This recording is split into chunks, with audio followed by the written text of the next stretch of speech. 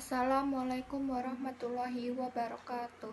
Perkenalkan, nama saya Septia Putri Ananda dengan NPM 2213054003. Di sini saya akan menceritakan tentang kisah Hamnah binti Jahsy. Pada awal masa hijrah dari Mekah ke Madinah, kaum muslimin setidaknya menghadapi dua perang besar, Perang Badar dan Perang Uhud. Pada saat Perang Badar, kala kaum muslimin mengalami kemenangan, sedangkan pada saat Perang Uhud, kaum muslimin mengalami kekalahan. Kekalahan ini terjadi lantaran adanya sejumlah pasukan kaum muslimin yang tidak menaati perintah Rasulullah SAW. Perang yang terjadi pada 7 Syawal 3 Hijriah ini juga meninggalkan duka yang mendalam bagi kaum muslimin. Rasulullah SAW terluka parah dan sejumlah sahabat mati syahid dalam peperangan tersebut. Menurut sejumlah riwayat, dari 9 sahabat Nabi Muhammad SAW, 7 orang mati syahid. Bahkan dalam riwayat Bukhari disebutkan yang tersisa hanya Talhah bin Ubaidillah dan Sa'ad bin Abi Waqqas. Kabar duka cita yang juga menimpa salah satu sahabiah, Hamnah binti Jahsy. Tidak tanggung-tanggung, Hamnah harus kehilangan suami, saudara laki-laki, dan paman dalam pertempuran Bukit Uhud tersebut. Berbekal keimanan, Hamnah pun akhirnya rela dan ikhlas menerima kepergian 3 orang yang dicintainya tersebut demi menegakkan panji-panji Islam. Hamnah adalah salah satu perempuan yang masuk Islam dalam masa awal dakwah di Mekah. Seperti saudaranya Zainab dan Abdullah, dia termasuk wanita yang berbaiyat kepada Rasulullah SAW dan menerima risalah Islam yang dibawa Rasulullah SAW. Hamnah binti Jahsy memiliki nama lengkap Hamnah binti Jahsy bin Ri'ab bin Yamur bin Sahrab bin Murrah bin Kabir bin Han bin Dudan bin Asad al-Asadiyah. Dia berasal dari Bani Asad bin Huzaimah. Dia adalah saudara perempuan dari istri Rasulullah SAW, Zainab binti Jahsy. Selain sebagai ipar Rasulullah SAW, Hamnah juga merupakan sepupu dari Nabi Muhammad SAW. Ibu Hamnah adalah Umaymah binti Abdil Muthalib bin Hashim bin Abdin Manaf bin Husay, yang merupakan bibi Rasulullah SAW. Selain Zainab, Hamnah memiliki saudara Abdullah bin Jahsy dan Ummu Habibah, istri dari Abdurrahman bin Auf.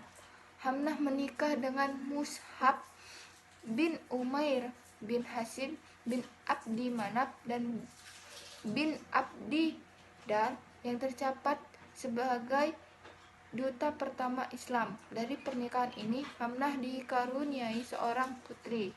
Keimanan yang sudah terpanti di dada Hamnah pun kian terasa saat ikut hijrah ke Madinah. Pun saat ada muncul panggilan perang untuk membela Islam, termasuk di Perang Uhud. Bersama sang suami, Hamnah terjun langsung ke medan pertempuran.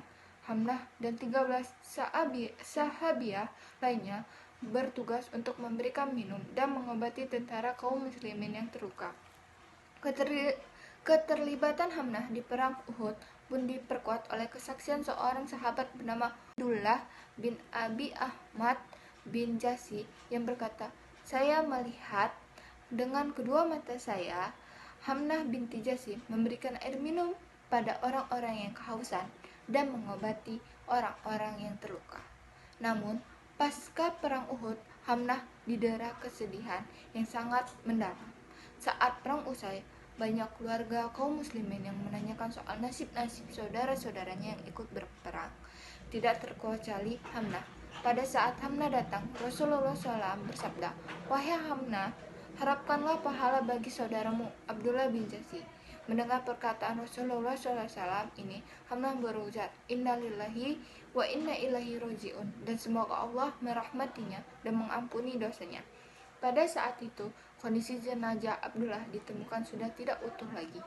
Rasulullah SAW kemudian berkata, "Wahai Hamnah, harapkanlah pahala bagi pamanmu, Hamzah bin Abdul Muthalib."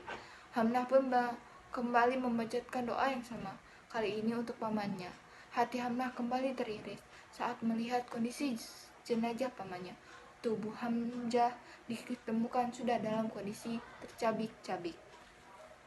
Kemudian Rasulullah SAW kembali berkata kepada Hamnah, "Wahai Hamnah, harapkanlah pahala bagi suamimu, Mus'ab bin Umair." Namun Hamnah sudah tidak dapat menahan kepedihannya saat sang suami meninggal dunia sebagai syahid di medan perang.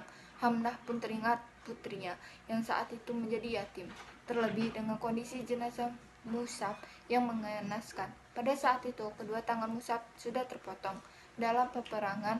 Mus'ab yang memang ditugaskan sebagai pembawa bendera perang. Saat perang, tangan kanan Mus'ab terpotong. Tidak ingin bendera perang terjatuh, Mus'ab memindahkan bendera perang ke tangan kirinya. Namun, musuh juga menebas tangan kirinya. Alhasil, Mus'ab berlutut dan tetap menahan bendera tersebut di antara dada dan dagunya. Mus'ab ditemukan dalam kondisi meninggal dunia dengan posisi seperti itu. Kehilangan 3 orang yang dicintai pada saat itu bersamaan tentu menjadi cobaan yang sangat berat untuk Hamnah. Namun Hamnah tetap tegar, ikhlas, dan menerima semua cobaan itu dengan bersabar. Hamnah pun sadar jika dia sabar dan ridho dalam menghadapi cobaan tersebut, cobaan itu justru akan menaikkan kemuliaan dirinya di hadapan Allah Subhanahu wa Ta'ala.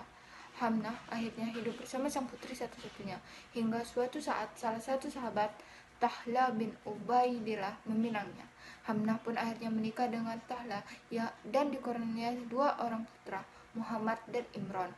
Selain dikenal karena kesabarannya, Hamnah juga meriwayatkan hadis tentang aturan beribadah kepada perempuan yang mengalami darah istihadah atau darah penyakit yang keluar setelah selesai masa haid.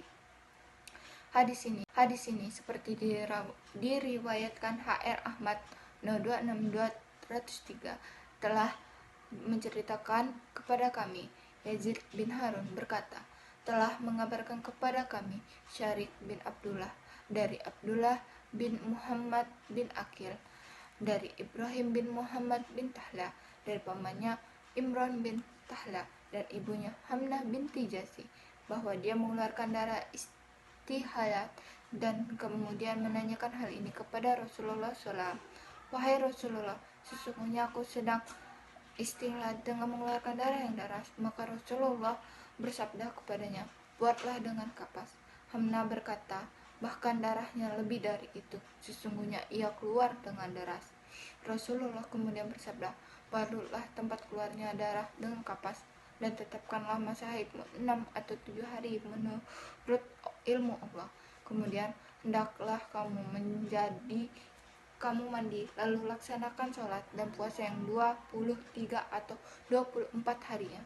Kemudian kamu mandi dan sholat dengan mengakhirkan sholat zuhur dan menyegarkan sholat asar. Lalu kamu mandi lagi untuk mengerjakan sholat dan mengakhirkan sholat maghrib dan menyegarkan sholat isya dengan 1 kali mandi." Kemudian Rasulullah Shallallahu Alaihi Wasallam bersabda, "Dan inilah adalah 2 hal yang paling mengagumkan bagiku." Sekian dari cerita tentang kisah Hamnah